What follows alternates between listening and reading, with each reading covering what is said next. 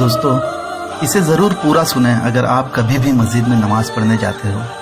اس سے پہلے کہ میں اپنی بات رکھوں، میں آپ کو ایک چھوٹا سا واقعہ سنانا چاہتا ہوں جسے میں نے بہت محسوس کیا ہے۔ بات ہے ایک عید کی صبح کی، جب میں 7 بجے والی جماعت پڑھنا چاہتا تھا، لیکن دیر ہو جانے کی وجہ سے راستے سے ہی دوسری مسجد کا رخ کیا جہاں 8 بجے کی نماز تھی۔ مسجد میں سوائے میرے اور میرے بچوں کے 1 یا 2 ہی لوگ چلتے پھرتے نظر آ رہے تھے۔ کچھ دیر میں میری نظریں مسجد کے انٹرنس پر پڑی، جہاں ایک بچہ جس کی عمر غالباً 8 سے 10 سال کی ہوگی بڑی خوشی سے مسجد میں داخل ہوا۔ اس کی چال مانو ایک کھیلتے ہوئے ہرن جیسی تھی۔ مسجد میں زیادہ لوگوں کو نہ پا کر وہ ہم سے قریب ہی آ کر بیٹھ گیا۔ میں نے دیکھا اس کی آنکھیں خوشی سے چمک رہی تھی۔ کرتا پیجامہ اور ٹوپی پہن کر، آنکھوں میں سرما لگا کر وہ جس انداز میں تھا مانو اس نے عید کی صبح کی بہت پہلے ہی سے تیاری کر رکھا تھا۔ کچھ دیر وہ یہاں وہاں سرکتا کھیلتا آخرکار ایک جگہ بیٹھ گیا۔ اسے دیکھ کر میرے من میں خیال آیا کہ عید کے دن تو کوئی بچہ اکیلے نماز میں نہیں آتا، اکثر بچے اپنے ابا کے ساتھ، اپنے والد کے ساتھ ہوتے ہیں، جیسے کہ میرے بچے بھی میرے ساتھ تھے۔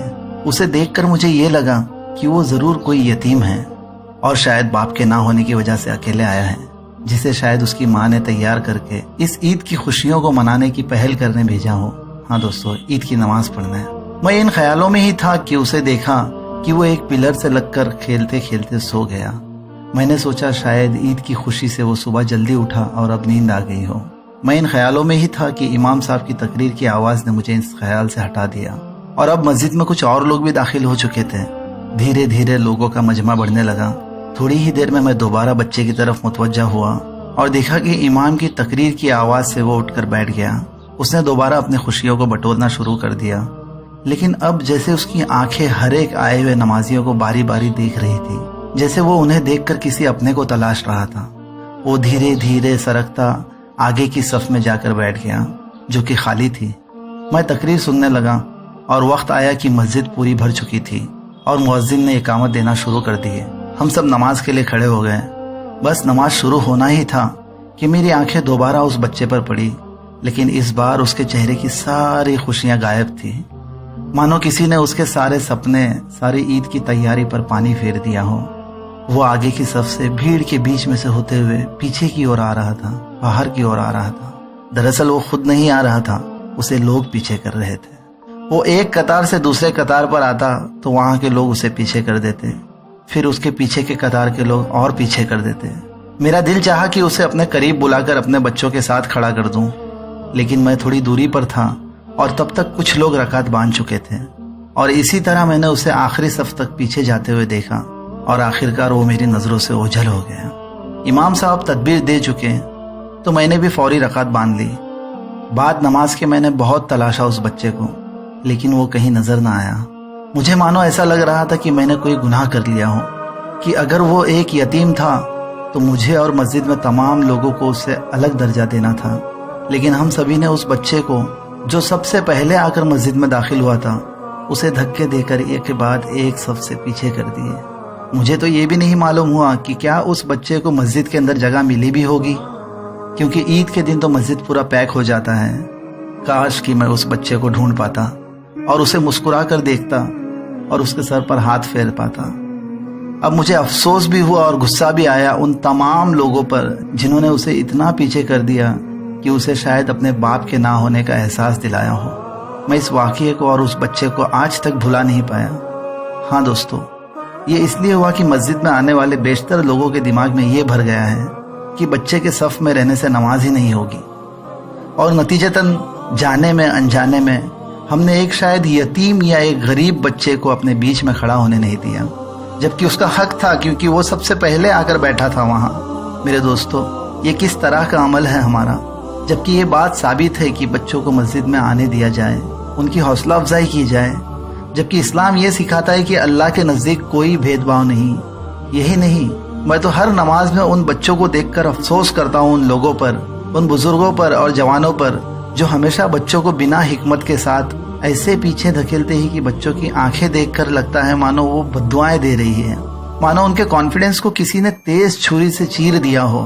اب اس معاملے پر چونکہ ہمارے امام بھی بہت زیادہ نصیحت نہیں کرتے لوگوں کو، سو یہ معاملہ ایسا بن گیا ہے کہ بچوں کو जिनकी उम्र 10, 12 यहाँ तक कि 15 वालों को भी पीछे कर देते हैं। यहाँ तक कि बच्चे नमाज शुरू कर चुके तब भी उन्हें उठाकर या धकेल कर पीछे कर देते हैं, और जब पीछे के सफ में दूसरे बड़े आते हैं तो वो वापस उन्हें पीछे कर देते हैं, और फिर यही सिलसिला जारी रहता है यहाँ तक कि बच्चे एकदम से पीछे हो जाते हैं। मैंने तो यहाँ तक देखा हूँ कि बच्चों के आंखों में आंसू तक तैर जाते नमाज की हालत में, इन बड़े और बुजुर्गों के इस रवैये से। हम उन बच्चों को उठाकर पीछे कर रहे हैं जो फजर के वक्त भी उठकर सबसे पहले मस्जिद में दाखिल हुए और आगे सफ में जाकर बैठे हैं।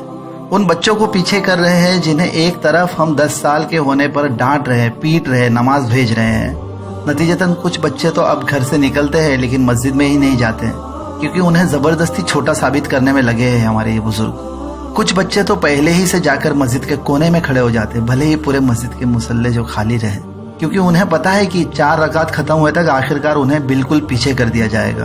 और कभी कभी तो ताज्जुब होता है कि उस कोने में खड़े बच्चे को भी दरवाजे की ओर धकेल दिया जाता है अगर मस्जिद पूरी भर गई हो, और देर से आए हुए आखिरी रकात में पहुंचे हुए लोगों को अगर जगह ना मिले तो। मैंने खुद कई शरारती बच्चों से मोहब्बत के साथ बात किया, उनसे मिला, सलाम में पहल किया, उन्हें मर्तबा दिया, तो नतीजे में वो बच्चे अब सिंसियरली नमाज पढ़ते हैं। फिर भी बच्चे अगर शरारत कर लें तो हम उनसे दोबारा मोहब्बत से पेश आए। इस्लाम का तरीका तो वो है जिसने बड़ों बड़ों को ठीक कर दिया, और ये तो हमारे बच्चे हैं। और इस बात को लेकर मैंने कई मर्तबा लोगों को समझाना चाहा और लोगों से बात किया, लेकिन नतीजा ये देखा कि इनके दिमाग में एक किस्म का ताला लगा है और वो उससे ऊपर नहीं सोचना चाहते। कोई ये जवाब देता है कि कंधे से कंधों का मिलना ज़रूरी है, तो मैं पूछता हूँ कि क्या कोई नाटा आदमी या बहुत ऊंचा आदमी अगर सफ में आ जाए तो आप उसे उठाकर पीछे फेंक दोगे? कोई ये जवाब देता है कि शरीयत में बच्चों को सफ में खड़ा करना मना है।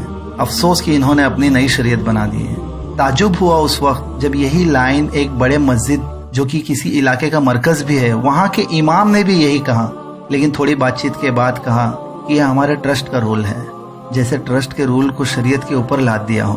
खैर, बच्चों को हम बचपन में मस्जिद से दूर कर रहे हैं अपने इस अमल से, जबकि उनमें ये आदत डालनी है कि उन्हें मस्जिद में आकर खुशी मिले, वो मस्जिद में आना सीखें, उन्हें मुसलमानों की इज्तिमाइयत और मजबूती का पता चले, उनके अंदर कॉन्फिडेंस आए, और सबसे पहले तो उनके अंदर मस्जिद में आने का और अल्लाह और दीन से रिश्ता बढ़ाने का जज्बा और आदत आए उनके अंदर। लेकिन हमारे बड़ों को इन बातों से क्या, उन्होंने बस जैसा लोगों को करते पाया या सुना उसी पर अमल बरपा हो गए।